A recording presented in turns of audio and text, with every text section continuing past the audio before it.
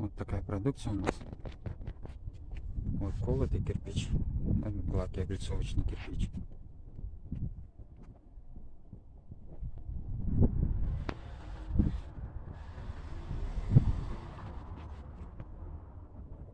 Крепятся они предварительно на клей-пену. Есть у них отверстия под анкер. Анкер, нагель, дюпель или саморез. После монтажа даем затирку в комплекте. После монтажа вы затираете эти отверстия и стыки соединения. В комплекте идет затирка и пакетик для затирки швов.